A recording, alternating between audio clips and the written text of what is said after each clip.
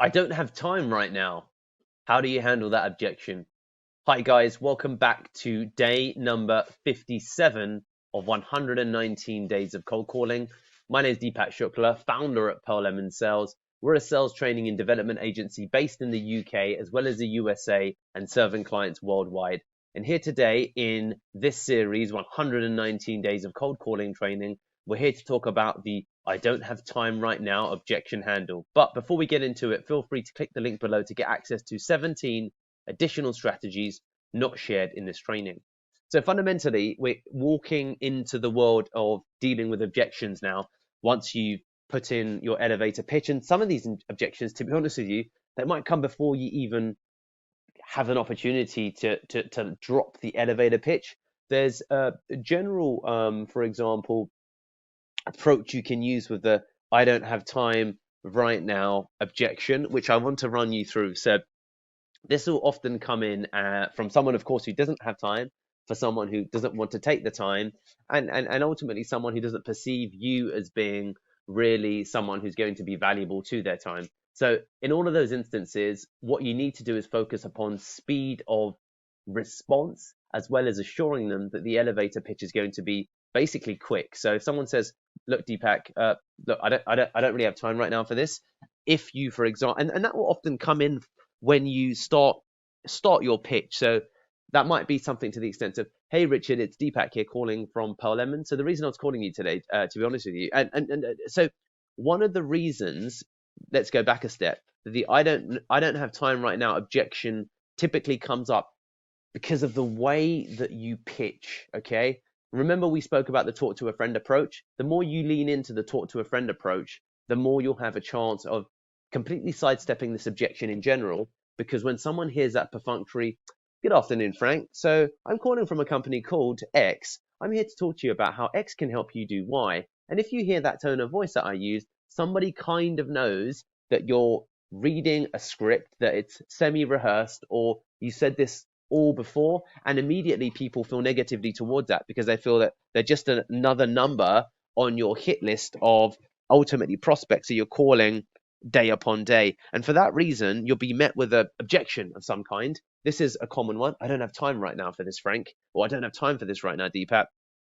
So the first thing that I will say to avoid this objection in general, a lot of it is about the way that you introduce, with the pace, the tonality, as if you're talking to a friend. "Richard, how you doing, buddy? My name's Deepak. So yeah, I was calling you today because so as you can see, it's still of course a pitch because we know that we're pitching, but it's friendly and amicable enough for Richard to perhaps give us a time of day.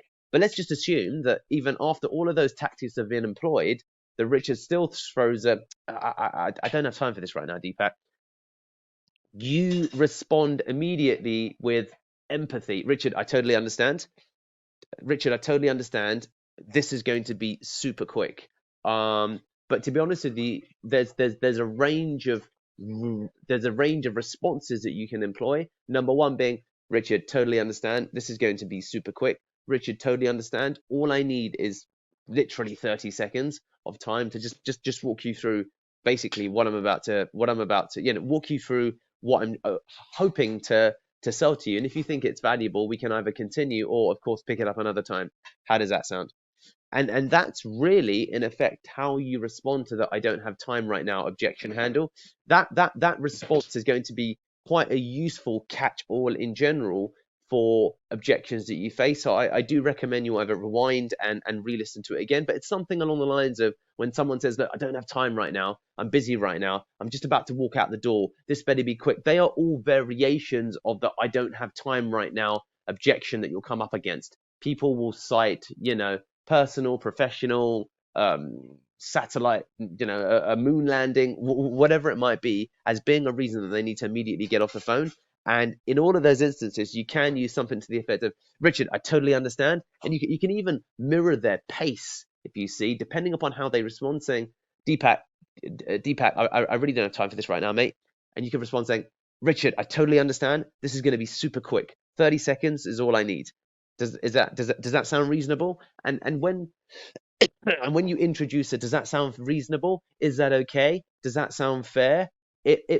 People feel morally obliged to a degree to listen, because the request you're making is, I'm not going to take too much of your time. I totally appreciate you don't have time, because you've added the totally understand. Yep, I hear you. This is going to take less than 30 seconds. Now, the reason that I'm really leaning into some of my my not enunciation, my leaning into the particular tones of how I say this will take less than 30 seconds, is that this will take less than 30 seconds is a common trope that some salespeople use, and then they go on speaking for like 2 or 3 minutes. Or the way, for example, that the pitch, the elevator is introduced, just sounds like it's going to take more than 30 seconds. So that's basically something you need to be mindful of as well. That if you're introducing kind of a time element to it, be mindful of the way that you use your tone when introducing the time. Because if you say, Richard, this is going to take 30 seconds of your time, can you see how that doesn't necessarily sound believable? It's much better to say, Richard, this is going to take a maximum of 30 seconds. I promise. I can assure you. Now, we're moving between the also now, and this is what we're doing now that we're at day number 57. I'm moving a little bit between different elements of the trainings that you've been watching throughout this series. Hopefully, if you haven't, then go back to, I think, the formal versus informal. I do believe there's a training upon that. That's day number 37. Training number 36. That you can say, Richard, totally understand. This is going to take less than 30 seconds, and you'll be able to tell me whether this makes sense for you or if it doesn't, and then we can just take it from there. Speak another day, whatever. How does that sound, Rich? Do you see how I'm packing in a lot of information to respect? It's a way of signaling that I respect the fact that he's got no time. And invariably, 3 to 4 times out of, I'd say 70% of the time, that you will be able to basically, in a nice way, bulldoze through the I don't have time right now objection, because you've responded with a reasonable request, which is just buddy, just give me 30 seconds or less of your time. I'll be able to explain to you what it is that we do.